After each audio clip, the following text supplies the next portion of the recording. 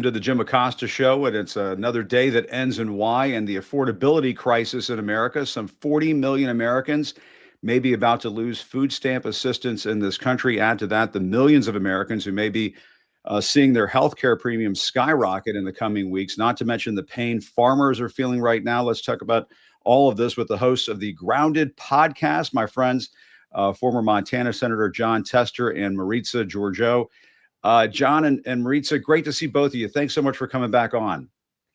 It is great to see you, Jim. I know that you had coffee with my co-host. At least that's the rumor on the street here a few days back. But might have been more than just coffee. We had dinner. Yeah, we had dinner. I'm not a cheap date here. Was there alcoholic beverages consumed? That's what I want to know. Always, no question about it. If you're in DC having dinner, you have to have an alcoholic beverage, right? Senator, there's even if you don't have dinner in your DC, you got to have an alcoholic beverage. So go ahead. No, there's good reason for a stiff drink, stiff cocktail here and there. It's Monday, so I try not to talk about that too much. But Senator, it's great to see you. And you heard my wind up there at the top. I mean, last week we were talking about, Trump going wild and mowing down the East Wing of the White House unilaterally, and there's a lot of outrage over that and that sort of thing. But I don't want to get derailed from where, a lot of people are at right now, which is there are a lot of people struggling with this government shutdown that is grinding on. SNAP recipients are about to get the shaft here in the coming days. The U.S. Department of Agriculture is saying they're not going to hand out those benefits to people because they want Democrats to come back to the table and hammer out a compromise on the government shutdown. So they're just saying, well, we're just not going to do SNAP for a while. We're seeing the Obamacare premiums that are about to spike because Republicans won't agree to modifying those premiums and continuing those subsidies for people who need those premium subsidies. And and that doesn't even touch the surface of what's happening with farmers right now. Farmers have been getting the shaft ever since this tariff war began that Trump started with China and so on. And now you've got the cattlemen, the beef farmers, up in arms over Trump's plan to not only bail out Argentina to the tune of $20 billion, but start boosting Argentinian beef imports. And so I wanted to hear how folks are feeling from your neck of the woods out in Montana. What are you hearing right now? Because that's a hell of a witch's brew that I just laid out there. I was going to say, is that all? I mean, I was going to say it's Monday. Holy mackerel! No, I mean, look, I'm gonna start with this weekend when I ran across some folks who work in the FSA office, the Farm Service Agency office. Now, this isn't the food stamps folks. These are the folks that oversee the farm program. They're literally not doing anything. Government shutdown, they're not doing anything. All these programs are on hold. So all, the subsidies that Trump's talking about giving out to the farmers, it sure shit ain't going to happen until after this is done. And if you take a look at the price of soy or corn or wheat, just about, I hate to make blanket statements, but I don't know that there's a commodity out there right now that you make money on except for beef. And then it ain't a bunch, but you can make some money if you're raising beef right now. Unfortunately, when you give $20 billion to Argentina and they undercut your soybean market selling products to your old customer, and then he's going to import Argentinian beef and says it's going to be good for the consumer. Well, number one, I'll believe it when I see it if it's good for the consumer. And number two, I guarantee you it's going to nuke these cattle ranchers around here that are, I don't care if you're feeding cattle or if you've got a cow-calf operation, it'll take you out. So there is a consistency here, Jim. The consistency is it doesn't matter where you're at in agriculture. It appears it's going to suck for the whole thing for quite a while. And by the way, we ain't going to get those markets back when you flip the switch. It ain't going to happen. And if you start bringing in Argentinian beef, it is going to screw that market up for years and years and years to come. So it's what happens, truthfully, when you have a millionaire from New York City who's been backed by his daddy his whole life that thinks he's a businessman and knows agriculture. And here's the problem I have, Jim, because this has been my family's life for 3 generations. We've been on this farm for over 120 years, okay, coming on 120 years. And my neighbors are important to me, and my community is important to me. This is going to devastate rural America. And rural America voted for him en masse to be president of the United States. And because he doesn't understand what's going on the ground, he doesn't understand food security, and he doesn't understand how markets work, this is what you end up with. And people in agriculture, people in rural America need to figure out that this guy who claims he's your friend ain't doing things that a friend would do for you. Right. Well, and Maritza, I mean, a couple of the data points coming out on Argentinian beef, they're doing that because, the price of beef per pound has gone up to $6.63. That is a record high, according to USA Today. And so they're responding to this by saying, oh, we'll bring in the Argentinian beef. But if you talk to the National Cattlemen's Beef Association, they say, the plan not only creates chaos at a critical time of the year, that Argentina also has a history of foot and mouth disease. Right. That's so what I was that is gonna bring brought up. into the country. It could decimate the domestic production. And then on top of that, in response to our tariffs, China cut off the soybean purchases. That's what's really hosing a lot of farmers right now. I mean, and then Scott Bessent, the Treasury Secretary, did you guys hear this? Over the weekend, he's on one of the Sunday talk shows, and he says, I understand what they're going through. I feel their pain because I'm actually a soybean farmer. But actually, that's not true. He owns millions and millions of dollars worth of farming land that he leases out to people who grow those crops. But he is not a farmer. But this is how out of touch they are. I have a good friend who jokes that she's a farmer because she leases land, and I always say, "You're not. You're not." But the whole thing is, you're absolutely right about the disease. Yeah. And the thing is, it's not that this is an unknown thing. The Trump administration is saying, yeah, this beef might be diseased, but we're going to do it anyway. I think the thing that, Senator Tester laid out so well, and he wrote an op-ed a few weeks ago that really kind of articulately described how layered this is, because it's not just one issue. It's issue on top of issue on top of issue. And then you talk about, like the tariffs, for all of the materials that farmers use to actually grow the food, equipment, right, all of that.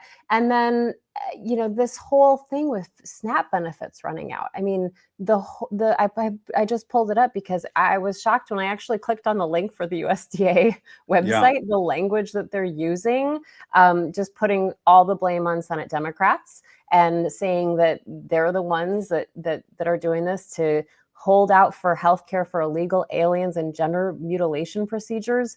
I mean, that's what is on the government website. And it has been every fact check I've seen on this is the Democrats' demands. They're not about healthcare for undocumented immigrants.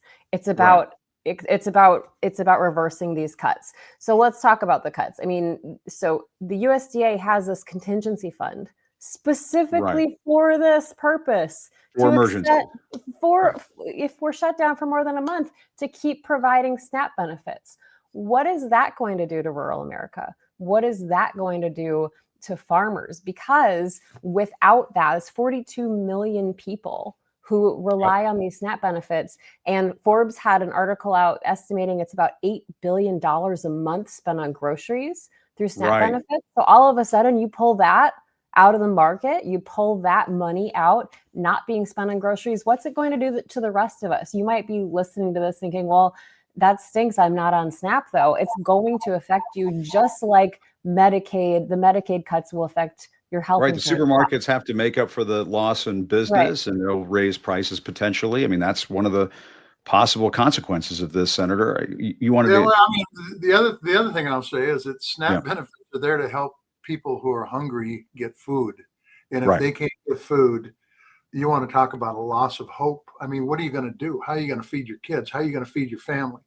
I mean, it's not, you know what drives me crazy about this moment in time, and it's not just all Trump. It's all about politics all the time. It's all about who can score the political points. Doggone it. Sorry about that. That's okay. My phone rang the other day too. It's all right. I know, it's a landline. The farm's always open. That's what I know. The farm is always open, 24/7, baby. That's right. It doesn't close. But everything's about politics. President Trump gets on TV and goes, "We're cutting the Democratic programs during this shutdown." I got news for him. the programs that are in there are put in there in a bipartisan way, and they're not, Democrats aren't the only ones that get screwed with these. It's everybody. Right. It's Americans that are getting taken to the cleaners. And it's the same thing with the tariffs. It's the same thing with pushing away our allies. It's the same thing with what they're doing with SNAP benefits. It's the same thing with Signalgate. It's the same thing with tearing down the East Wing of the White House. The people who are getting taken to the cleaners aren't Democrats or Republicans. It's everybody. All of us. So, that's right. What the hell? Let's start working for America again back in Washington, D.C. I mean, it's been a while since the government's actually worked for middle class and small businesses, but why don't we try that for a start? Well, I mean, you mentioned the ballroom. All these fancy fat cats and big companies, they're going to get a piece of this new golden ballroom that Trump wants to build and name after himself over at the White House, while people can't get their SNAP benefits, while healthcare is going up, while farms are facing foreclosure. And then this guy, I don't know if you guys heard of this guy, Mike Davis. He's like one of the far-right extremists in the MAGA movement. He popped off on Twitter the other day about, this story that was in the Hill that was on the 40 million people who are going to be going without SNAP benefits here in the coming days. And he tweeted this. He said, "We should only help people who can't help themselves. It's outrageous. 40 million people get food stamps." This is what he says. "Get off your fat ghetto asses. Get a job. Stop reproducing. Change your shitty culture. Stop giving food stamps to immigrants. We don't want you here if you won't work." I mean, the callousness, the racism, the hatred that is just coming out of that disgusting, vile tweet. And it's not even in line with reality. I mean, I was just looking this up. 37% of SNAP recipients are white, 26% African American, 16% Hispanic, Asian 3%. But most of the people who receive these benefits are children and elderly people and folks with a disability. It's outrageous the way he is just, talking about our fellow Americans. Is that if you don't want people here who aren't going to work, well, then why is ICE going to farms and places of business where people are working and arresting undocumented immigrants? Why are they doing that if they're actually going to their job sites, if it's about working? And also stop reproducing. I just got to say, well, how about better access to birth control? How about better access to reproductive services? Because they've just devastated reproductive health care in this country. Right. That's what they wanted. Yeah. Senator, what do you make of that? I mean, this goes back to what you were just saying a few moments ago. It's all about politics and scoring points and nastiness and cruelty. What happened to helping each other out? That's right. That's what's made this country the greatest country on earth. And when people quit looking out for their neighbors and quit looking at people not from what, I mean, I got to tell you, that tweet the dude put out, I wish he'd get the hell out of his circle. I wish he'd get out and see how people are struggling and try and make a living. You're telling me the person that's got to work 2 to 3 jobs to feed their damn family is lazy? I'll tell you who's lazy. It's the people who, God damn it, got their money from their granddaddy and been living on their granddaddy's paycheck forever. That's bullshit. I mean, I got to tell you, if there's one thing that just drives me crazy, it's these self-righteous bastards that think they're working for a living when they ain't. That's right. You're absolutely right about that. No question about it. And I think what Mike Davis does for a job is he is online. I mean, I think that's primarily what he does. And go to a food pantry and see who's in there. These are not people that are on the take. These are people who are trying to survive. And trying to help their kids survive. Go to a soup kitchen and see the people that show up. These are not people that are slackers. These are people that are just trying to make it happen for themselves. Yeah. They're trying to make things work. Well, and people are struggling. People are struggling right now, Marisa. I mean, costs are going up. I am on several, social media groups where I live in Missoula, and the amount of people asking for help. I'm in like a Missoula moms group.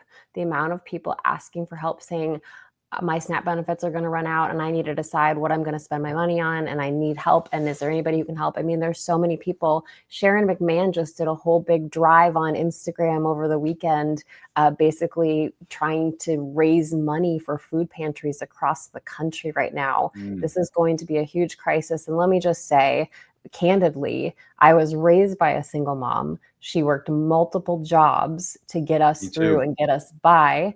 And there were several points when she was on what were known as food stamps at the time. And she was mortified by it. She didn't want to be on food stamps. She felt embarrassed by it, but it's what she had to do. And the second she was able to get off of them, she did. And so, yes, are there people who maybe cheat the system? Maybe. But the majority of people do not want to be on SNAP. Yeah. Senator, people are just trying to tread water these days. They're just trying to keep their head above the water. It seems to me. Yeah. I mean, I don't know what the end goal is here for this stuff, but Maritza talked about it a little bit.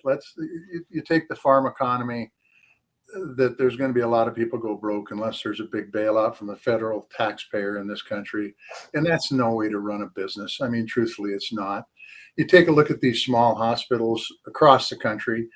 I mean, with this so-called big, beautiful bill that passed, it's going to take them out. I mean, it's part of their Project 2025. And I don't get what the end game is. If the end game is that democracy isn't any good and we need a dictatorship in this country, count me out. That's right. I don't want that kind of a country. I want a country where if you work hard, you can get ahead and you don't have to be on food stamps your whole damn life. You know what I mean? And absolutely. So I don't know what the end game is for these guys, but they're not doing things that's going to keep America great, which should have been their campaign statement. They're doing things that are taking this country down from a foreign affairs standpoint. Pushing away all your allies, pushing away all the people who have been there since World War II, helping you. No matter what stupid conflict we got into, they were there. They had our backs. We had their backs. Now that's gone. Okay? And Senator, I don't know if you heard this, but Trump was talking again about a third term in office. John and Maritza, let's listen to that and then we'll weigh in. Let's listen to this. Yeah, for 2028, they're very good people. Well, we have great people. Well, I don't have to get into that, but we have one of them standing right here. We have JD, obviously. The vice president is great. The Marco's great. I think, I'm not sure if anybody would run against us. And I think if they ever formed a group, it would be unstoppable. I really do. I believe that. I would love to do it. I have my best numbers ever. It's very terrible. I have my best numbers. If you read it, am I not ruling it out? You'll have to tell me. All I can tell you is that we have a great group of people, which they don't. They have Jasmine Crockett, a low IQ person. They have AOC's low IQ. You give her an IQ test. Have her pass like the exams that I decided to take when I was at Walter Reed. I mean, you can hear Trump talking about the third term like it's no big deal. Oh yeah, maybe I'll do it and so on. And then Senator, he's also, I mean, have you ever heard a president sound so goddamn racist on Air Force One, talking to reporters, talking about Jasmine Crockett and AOC that way? He just sounds like a goddamn racist there. Well, and here's the thing, and it happens all the time during the hearings where the hard questions are go to the women, and that same thing. A couple of women. I mean, look, I don't understand a lot of this stuff. I mean, I've never ever looked at people and say, that person's stupid, because that's not the way you look at people. Low IQ, my ass. That's not how you look at people. Everybody has got skills, and I just don't understand what's appealing about that to people. I don't either. I don't. I think you've said that about me, Tester. Just kidding. Well, about the low IQ stuff or not being appealing to people, which is it? Well, take your pick. No, but Silver, I guess one question I have is, when you talk to the farmers, because I mean, it's clear they're getting the shaft these days. Do any of them say, maybe I don't wear the red hat so much anymore. Maybe I'm having second thoughts here. Or is it really not penetrating? Are people really just willing to suffer and just take it for this guy? Or are things starting to change? I think some of them are, and I think some of them are Yeah. starting to change. Jim, as you well know, I'm probably the last person that somebody who voted for Trump's going to come up to and say, I screwed up. Probably. Yeah. But the bottom line is that the economy in rural America hasn't really gotten bad yet.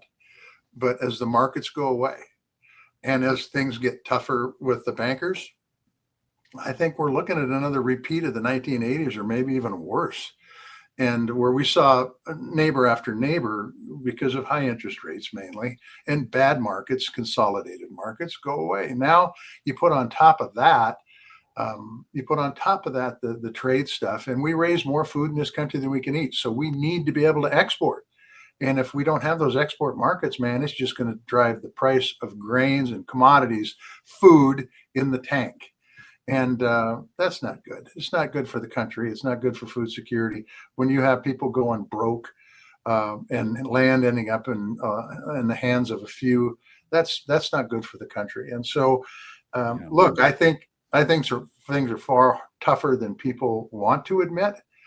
But the truth is that if you look at what it costs for the inputs now, because they've gone up, and where you're getting for the product at the farm gate that you're trying to sell, those books don't balance.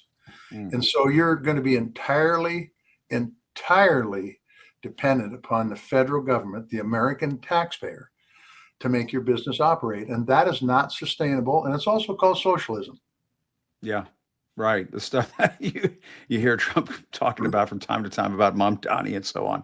But Maritza, you're also in Montana. You're also in the Midwest quite a bit. And what are you hearing from folks? Are you hearing some like maybe having some second thoughts here? Or, I mean, I did see that was it Senator Daines from Montana? He has been squawking a little bit about the farmers and. Well, I know that Representative Troy Downing, he was one of, I think, 8 who signed on, who voiced concerns about the Argentinian beef, of course. I mean, those are his constituents that he's Go ahead. So, I know you have something to say. One thing. There's and you two probably know, there's what, 218 or 19 Republicans in Congress? Is there? Is about that? That's about right. That's about right. And eight of them? 8 of them is who spoke up, and that's a big deal. Yeah. Really, guys. I mean, these are folks who are supposed to be from rural America and pretty chicken shit. America, and 8 of them, and that's a big deal. By the way, Maritza, you're right. 8 of them. That's more than has stood up on any of the other issues. So that's true. Keep going. I'm sorry. Well, no, I think it's a great point, Senator. I mean, that's the thing is that how many stood up about the East Wing? Yeah. I didn't see one. Maybe I missed it, but I didn't see one. So I think it's Wall Street Journal said, "Oh yeah, go ahead." And now the Washington Post, which is kind of MAGA. I saw that. We'll talk about that a little bit later. Yeah. Yeah, I think it's slow. There's something about messaging here too, right? And so, the White House is very effective at reaching their base and spinning the messaging to benefit them. And not only is it just in press conferences now or press briefings, but my gosh, we look at all of the government websites, .gov websites, pumping out this stuff, just pumping it out and pumping out misinformation. So correct. I think that is not helping anything. People are confused. People are tuning it out. People are saying, I have so much fatigue. I don't want to watch the news. Whatever. They're all crooks. They're all whatever. So I hear a lot more of that than buyer's remorse. But I think that, go ahead. Well, I mean, I agree with them, by the way. You know what I'm looking forward to on TV tonight? I'm looking forward to watching LA play Toronto in the World Series. That's what I'm looking forward to. Yeah. It's not turning on the nightly news and figuring out what the hell's going on in the world. And that's why Jim and I watch out for those Canadians though in the World Series. Trump might not like that. Well, I'm kind of rooting for Toronto too because they're piss them off. What the hell, But yeah, I mean, it's why our industry, Jim, is what it is right now. People are exhausted. They're tired. They don't, and it's why like on these shows that we have, on Grounded, we really try to break things down in simple ways, have a little bit of fun where we can, and not get just too catastrophic, because it is so much, and you start to think about it in the future. And I'm terrified for these families and my community and across the country who suddenly don't have access to SNAP benefits next week.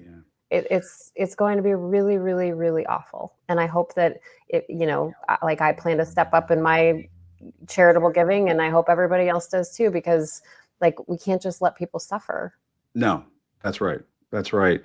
Well, guys, great to do this again. Let's, I sort of feel like we're gonna have to do this on a regular basis, because I feel like slowly but surely you are going to start to see cracks in that MAGA base. You are going to start to hear some hollering from the heartland. And I think it's just beginning. And Senator, I think you might be right that they may not feel it just yet, but something tells me it is on the horizon, and that is not that far off on the horizon. But really appreciate it. The Grounded podcast, always great to talk to both of you. Thank you so much. Can I just say one thing, Jim? Yeah, please. When you and Marisa go out and have dinner and drink, she's a lot better on the podcast than she is when she's You gotta, it's just loosens things up a little bit. It always helps. It always helps. You're so lucky, guys. Right, I could say so much right now about you, sir. All right. Oh boy. Thanks, Jim. All right. Good to see you both. Thanks so much. The Grounded podcast. Great. It's a great podcast, guys. Thanks so much. Really appreciate it. I want to switch gears because, a lot of this goes to what folks are hearing on a regular basis in the media they consume. And I don't know if you guys saw some of the headlines today, but CBS Evening News host John Dickerson has announced he's leaving CBS as CBS gets more Trumpy and more conservative, with Barry Weiss taking over that network. The Ellisons buying CBS and so on. It's going to get more Trumpy over there. And John Dickerson announced today he's stepping down. Respected journalist, been in Washington a long time, and just that's going to be a loss for them. And there have been other headlines out there. I encourage folks. I'm not making this a media podcast, but there are some other disturbing headlines out there that I will invite you to read. But on that front, let's bring in Juliet Jeske. She writes the Decoding Fox News Substack, and she does all the stuff on social media that we all follow and love. And Juliet, you're doing a public service, as I always like to say, by decoding Trump state television right now. And it's good to see you, because you were sort of flagging some stuff to me that Jesse Waters, of all people, you would think like they have enough shit to cover over at Fox. No, I thought it was really. Could you hear me? Okay. You sound great. Yeah, you sound okay. Good. Great. I thought it was.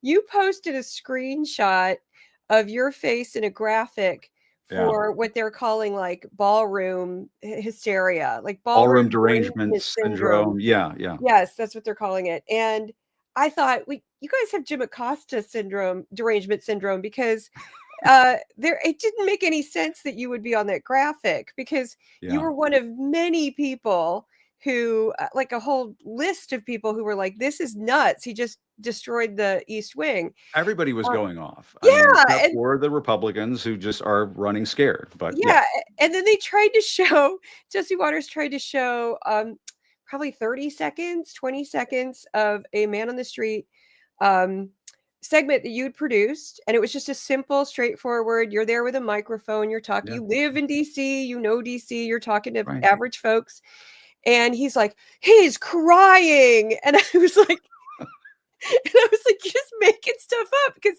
I had actually watched the segment, because I'm also on Substack, so I'm on Substack all the time, which we appreciate. Yeah, I think Substack and platforms like it are the future of media. So I had seen your segment. I'd watched the whole thing, and I was like, what is he talking about, crying? And it was like they just had to like make something up. And it's sort of like, we've talked about this before, but like Sean Hannity, and I was blown away by this. This was a while ago. Sean Hannity, you had done an event in DC where you had I think you spoke to Rosie O'Donnell. And we have federal workers who had been laid off by Doge. Yeah, we were listening to them too. Yeah, it was a big deal. And Fox was like, can you believe Jim Acosta did this? And Sean Hannity, of all people, got so worked up. If you didn't know better, you would have thought that you guys were best friends. And I mean, just a level. I just don't get it. Like I have not spent any personal time, I will tell you, with either Sean Hannity or Jesse Waters, nor do I want to. And it's so weird. I'm like, are they into me? Is that what this is? And I'm like, I just want to say, like, guys, it's just not going to happen. I'm just going to put it out there. Ain't going to happen. I'm sorry. But we should watch a little bit of the Jesse thing, because I think we have a clip. Because what Juliet does is so amazing. You put together the clips, you sample what they've been saying on their shows, and you compile it, you put it together in a nice little package so people can see how bananas they are over on this channel that is the most watched cable network in America. And it's just disgraceful that that's the case. But let's watch a little bit of what Jesse was saying, because it's so weird. It is weird. Tonight. Well, I'm back here at the scene of the crime. This is where Donald Trump is tearing down part of the East Wing of the White House. F***ing unbelievable. The Democrats are fighting over a ballroom. It's called ballroom derangement syndrome, just like during COVID. Okay, now that video right there of the person crying is completely out of context, right? They ripped that off from something. Tears. Yeah, it's really old, Well, I'm back here at the scene of the crime. This is where Donald Trump is tearing down part of the East Wing of the White House so he can build a massive, gaudy, gilded ballroom to the tune of $250 million. Like, oh my God. And I wanted to come down here today and just hear what people had to say about it. And in the Which is what I did. DC resident. Unbelievable. And just mad Trump's building a big beautiful thing during the Schumer shutdown, when the whole point of the shutdown I'm doing this face. Suffering. Yeah. And they're like, and Joe Scarborough's doing this, and Joe Walsh is. They're supposed to be under. And there was like they could have easily pulled like 25 other people to put in that graphic, but they were like, we got to get Acosta in that graphic. And I'm like, I guess I'm triggering. I'm triggering for the people who work at Fox, and I guess some of their viewers. Is that what it is? I guess. Yeah. Well, my friend Jared Holt, who is a researcher. Oh, this is my voice. A researcher of the far right.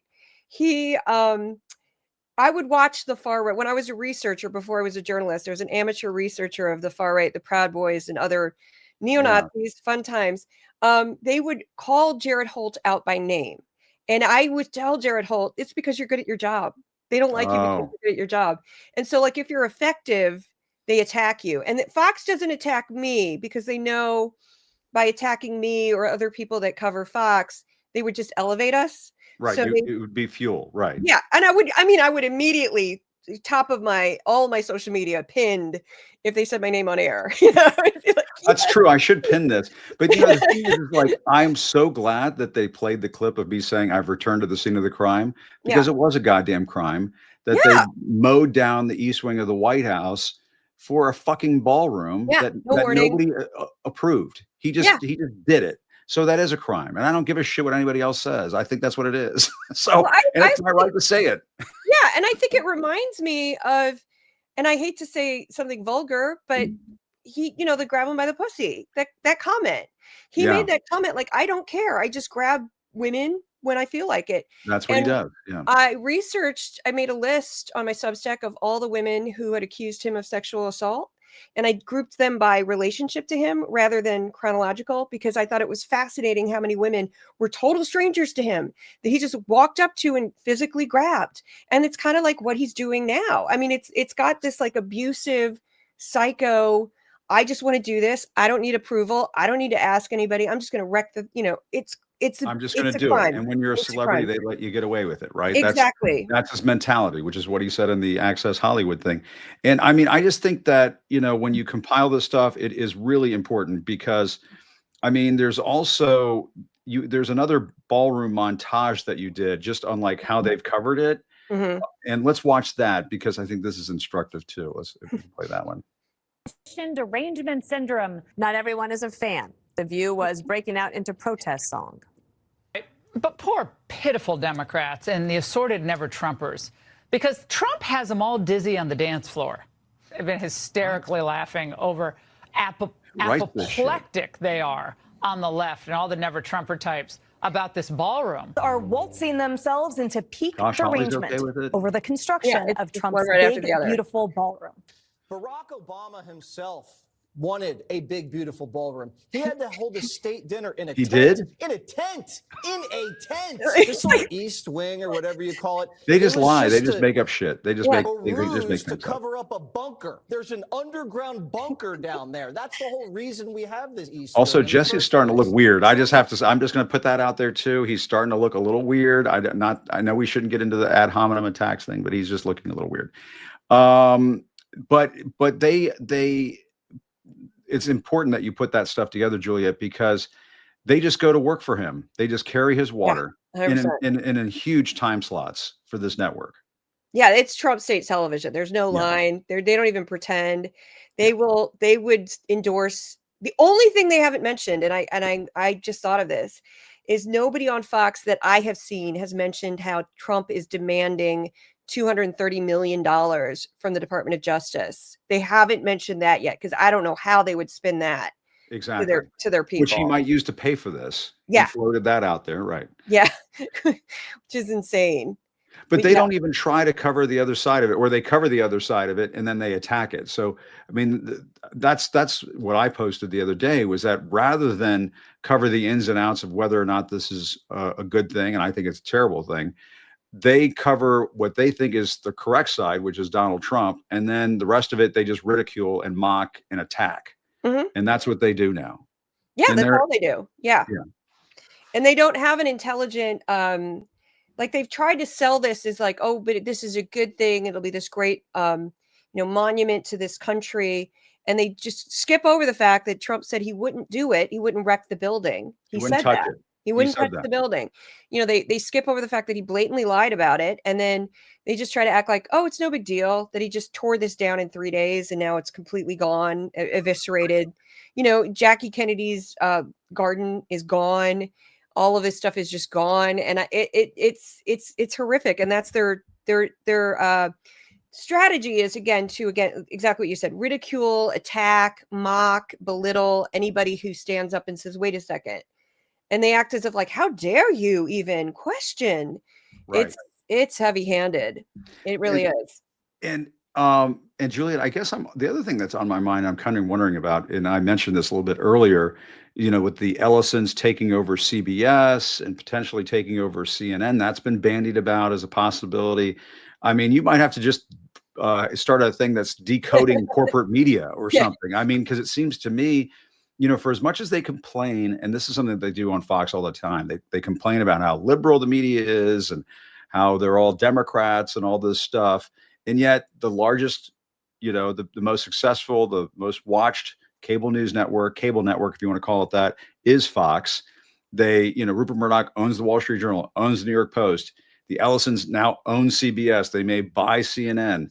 I mean, I don't even, how can they even with a straight face say it's the liberal media anymore when they're taking over and dominating? Well, then corporate media, doing things like firing people because they criticize Stephen Miller, and they said something about Stephen Miller, which I thought was very accurate, right. That sort of thing. I call it corporate media. And that's why I have a lot of faith in, like I said, platforms like Substack, because I think that Substack doesn't tell us anything. They don't tell us what to say. They don't tell us, oh, you can't write that. You can't publish that. We've got to edit that. We've got to censor that. They literally tell us absolutely nothing. And I mean, I just went to a Substack event and they were just talking about how to use notes, like how to get more clicks out of your notes and how it can help you promote your channel. And that was it. There's no editorializing whatsoever. And that can be bad. Republican and Democratic. Yeah, there's right and left. That could be bad because there will be kind of goofy stuff on a platform that allows anything. I get it. But I think there's plenty of high quality media on this platform that it's worth it. And, it certainly beats having to kowtow to a corporate overlord. That's what I call them when they're like, oh, I would have been fired with the comment about, I can't remember the name of that journalist. I feel terrible, who got fired for criticizing Stephen Miller, but Terry Moran. There you go, Terry Moran. I would have been fired within 5 minutes. I mean, some days on Twitter that within, 5 minutes, they would have been like, that's out. Because I openly mock Trump constantly and I don't care because I don't think I think he's a criminal after January 6th and I can't hold that in. I can't just legitimate criticism. Yeah. No, and you mentioned Twitter. Twitter is owned by Elon Musk. Yeah. I mean, the days of saying the liberal media, I mean, that should be like RIP, that bullshit line, because it just doesn't even apply to the media environment and ecosystem that we're talking about right now. And, you want to talk about YouTube. YouTube is another platform that is exploding, showing huge growth right now. And Keith Edwards, my buddy Keith Edwards was posting, he's a progressive on YouTube. He was posting that he was like in the top 5 most watched on YouTube. And people with a voice that folks want to hear are just doing really well in these spaces. And I am finding that people are just saying the hell with corporate media. I would just rather find people that I know, people that I like, people that I trust, and kind of design my information intake accordingly. But I guess the question becomes, how do you reach the Fox audience? And this is something that I've thought long and hard about. How can independent media penetrate that bubble? Because it is something fierce. And as we were saying earlier, the people like Hannity, Jesse Waters, they're paid huge sums of money to attack folks like us in independent media. I mean, my platform is minuscule compared to, Hannity or Jesse Waters' platform that they have right now. Maybe in years from now, you never know. But that's my question: is how do we get into? You've been spending time decoding Fox News. How do we penetrate that? Do you think in time? It's tough. I think they are going to start losing some of their dominance because I think cable news will lose dominance. I think cable news is dying. I can say that from just looking at the general, atmosphere of cable news. It's contracting. And even though Fox is very cult-like, and that's why it's very difficult to break them up, because they have a family attitude, like you're part of our family, and they use the same host and show after show after show. They just recycle the same talent, and they repeat the same things over and over. And studies have shown that people just keep Fox on all day long. They don't change the channel. As somebody watching MSNBC will watch one show and then they watch something else. People watching Fox will keep it on all day long. I'm hopeful that these other little, YouTube, Instagram, Substack. Yep. All of these I found other you on Instagram, by the way, and I was like, well, how did I not do this? But it's okay. You're there too. Yeah. Yeah, my Instagram has blown up. It's done great. Tenfold. The Decoding Fox News Instagram. Instagram changed one feature where you could kind of retweet someone, although it's not a tweet. Repost, and that was a game changer. I went from 15,000 followers, which took 3 years, to like 160,000, like that. Fantastic. Like crazy. That's great. And I just am like, I'm along for the ride. Let's go. But I think those platforms will start to chip away at what we think of as traditional cable news. I think cable television is kind of dying. Yes. All of it is dying. And Fox knows this. So they're trying to branch out. This is becoming our news, our media. With Fabulous Duke. Fabulous Duke. And there's Duke right there. I know. There's Duke. Yeah. That's his costume. That's his costume from last year. This year, it's going to be a little different. We have a few more days before we reveal. This is Duke as Robin. I was Batman last year. He was Robin. This year, it's going to be a little different. I don't want to give any hints away, but it's and hopefully it fits, because when I pull there's a cape. When I pull the cape out, he runs in the other direction. He runs away from me. That's hilarious. So I have to figure this out. No, but I would say in general, like one of the tips that I learned from somebody who's an expert in de-radicalization of people in cults is they said, and this is like an individual basis. So if you have a family member, the best thing you can do is, like, my project's not meant for people deeply entrenched in Fox. It's meant for the friends, family, relatives of people deeply entrenched in Fox, because I know I'm not going to be able to get to them. But one of the things that you can do is, instead of going, this is a lie, you're being brainwashed, this is wrong, here are facts, that's not going to work. What you have to do instead is like, do you really want to watch that? You have to get them to be in control of it and try to get them involved. To think about it. Yes. And get them to into like other activities. Like, don't you like to garden? Hey, you want to go to the museum? You want to go bowling? Let's go bowling. You have to kind of slowly pull them away and just say, do you really think that? And you have to be incredibly patient and kind, and because any facts it's not going to work. I do that for, again, friends and family, because I'm arming you so they're watching nonsense. But it won't get somebody that deep in. That's not going to work. The only thing that will work is a relationship, and it's very difficult to do if you're very close to the person emotionally. Like if it's your parent, it's very, very hard. It's hard. They're going to know how to trigger everything. So it's that sense of, if you can just try to pull them into some other activity, that helps. That helps a lot. Right. Well, and that's one of the reasons why, I mean, I do things the way that I do, because I know it is somewhat triggering for people on the right. I don't want to give away all of my special sauce, 11 herbs and spices secrets here. But like, I know that if I'm pissing off Jesse and Sean so much that they have to put it on their show, that something that I've said has reached their audience. So I'm not going to stop doing what I'm doing. I'm going to double down. I mean, I'm just going to be honest. And so when I say I've returned to the scene of the crime, I mean, that's exactly how it should be stated, in my view. Agreed. I didn't think, all caps. I watched your segment. I didn't think it was outrageous at all. I was like, well, this is good. I even found a guy when I was down there last week who was in favor, and I put a little clip of him in there. I was like, for the asswipes who say, oh, you never include this point of view. There you go, asswipes. There's that point of view. But Juliet, great to see you. We always enjoy these segments. I wish I did them more often, but when I saw this, that you had isolated this last week, I was like, oh my God, we have to talk about this, because I just don't get it. Like, it's just so weird. Like, guys, we're never going to hang out. We're not going to be friends. I mean, I'll be, if they want to buy me a drink, maybe I'll listen to what they have to say, but maybe I won't. I don't know. They're probably hopeless. I don't think so.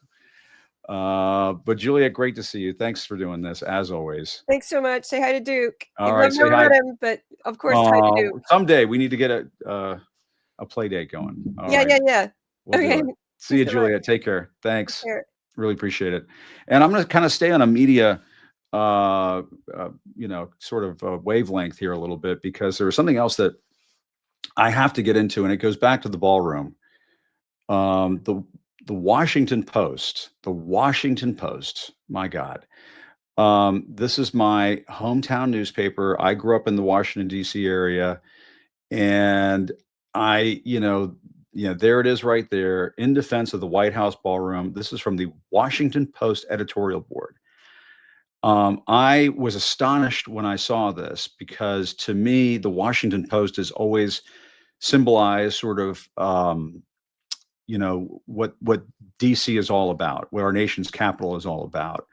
That people from all around the country come here to try to make this country a better country and make this world a better place. They work in government. They work in maybe the industries that are around the government. Maybe they work in journalism, covering the government. And the Washington Post, to me, has always been one of the standard bearers of American journalism. Katharine Graham, Woodward and Bernstein, the Watergate coverage, the Pentagon Papers coverage. I mean, there's a whole movie about it with Meryl Streep and Tom Hanks, The Post, and so on. And so, for me, it's always had legendary status. In addition to that, I grew up in the Washington, D.C. area. Here's an article where I appeared in the Washington Post. When I was a little kid, I saw the hostages come home from Iran, and the Washington Post came with my elementary school field trip down to see the hostages come home, and they did a little story about us, and I'm in there, and I won't go into all that. But anyway, so my mom got the Washington Post every day, and despite she worked in the restaurant business and so on, people might say, "Oh, you don't read newspapers." That's baloney. That's bullshit. My mom read the Washington Post cover to cover every day. She put it out on the dining room table, page, every section of the paper. She'd read the whole thing before going off to work. And that was sort of where I fell in love with journalism, and how I fell in love with newspapers, and in particular, the Washington Post. And so when I see the column the House editorial that they put out over the weekend in defense of Donald Trump mowing down the ballroom, mowing down the East Wing for the ballroom. I mean, this is what they said. They said the teardown of the White House's East Wing this week is a Rorschach test. Many see the rubble as a metaphor for Trump's reckless disregard of norms and the rule of law. Others see what they love about Trump, a lifelong builder, boldly pursuing a grand vision, a change agent, unafraid to decisively take on the status quo, and a developer slashing through red tape that would stymie any normal politician. I mean, who writes this shit? Did Jeff Bezos write this shit? And so I'm going through this whole thing, and then they try to make this straw man argument that this has to do with NIMBYism, like not in my backyard. No, but this is not people protesting like a toxic waste dump coming into their community, or a baseball stadium, or where you would say, not in my backyard. I don't want a project like this in my community. That's not what was going on here in DC. But that's where it says right there, Donald Trump versus the NIMBYs. A complete bullshit framing narrative setting up of what took place this last week. What Donald Trump did last week was unilaterally tear down part of the fucking White House. And he just did it without talking to anybody outside of his inner circle of people. And he tore down part of the people's house, the part of the people's house that belonged to the first lady. That was where the first lady and her staff worked, and so on. And I talked about this all last week, and I don't want to get into the who, what, when, and where of what took place. Suffice to say, I'm very much against Donald Trump just unilaterally tearing down any part of the White House without going through the usual process. You saw all of these straw man arguments. Oh, well, Harry Truman renovated the White House. He went through Congress. Barack Obama put out a basketball court. Yes, but a basketball court is not the same thing as building a fucking ballroom. There were all of these bullshit arguments. And some of these bullshit arguments were baked into this Washington Post House column, into this editorial board piece, this piece of crap defending what Donald Trump did. And it's just outrageous. It has nothing to do with NIMBYism. There is no parallel to what he did. He just unilaterally, like a thug, like a dictator, like a king, knocked down part of the White House that belongs to us, the taxpayers.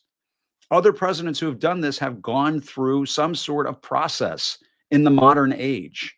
I don't give a shit what they did in 1900 whatever. That's not the modern age. But in the past 50 fucking years, anybody who wanted to do shit over at the White House had to go through a goddamn process. And yes, you could say, oh, well, there is, the presidents have wide latitude to do this, that, and the other thing.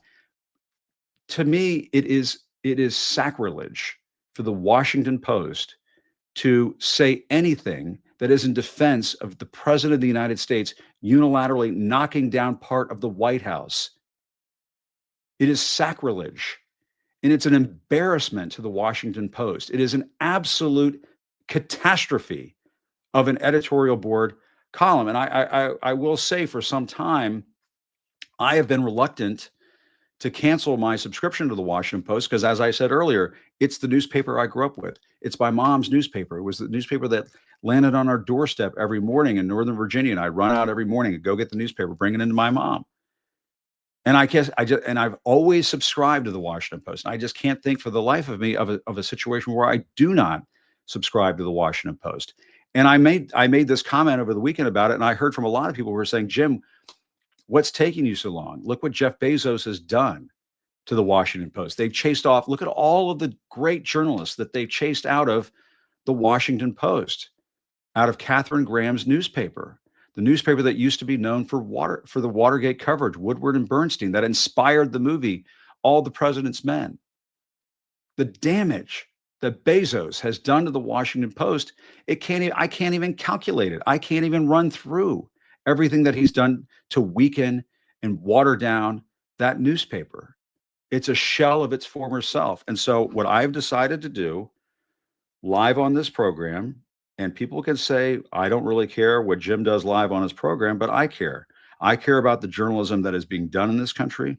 And I've decided I'm going to do right here on the spot, live on this program, I am canceling my subscription to the Washington Post. I'm just sick over what he has done to this paper. And I'm just going to show you right here. That's it right there. Core subscription. Maybe I shouldn't show my subscription ID number, but my next bill for $120 is due January 1st, 2026. Cancel subscription. Yes, I would like to cancel my subscription. Continue to cancel. Oh, it says your support helps us deliver exclusive in-depth reporting. Well, you know what? You just spent a bunch of money and put in the newspaper that it's okay for Donald Trump to knock down the White House, go fuck yourselves. That's what I have to say. And so right there, continue to cancel. Would you like to secure a rate of $60 for 1 year of core content? Oh, they're lowering my price. They'll lower my price by half. If I just, we'd hate to see you go. Keep your subscription at a special rate. No thanks. Cancel my subscription. We've canceled your subscription. Let us know why you canceled. Your feedback is important to us. I'm changing my subscription type. I have a duplicate subscription. No, that's not too expensive. It's a little expensive. But I was willing to pay for it. Add quantity, quality. No, not technical problems. No time to read. No, that's not it. I use other news sources. No, that's not it. I have always loved the Washington Post. Tracking and data privacy. No. Promotion ended. No. Concerns about Washington Post content. Yes, that is one. Other. You know what? I'll put other. That's what I'll do. And I'll write this out later. I am that furious over what I saw over the weekend that you just saw it, folks, right there. Canceled my bloody subscription. If Jeff Bezos is going to run the Washington Post into the ground and run great journalists off to other publications, I will go subscribe to those other publications.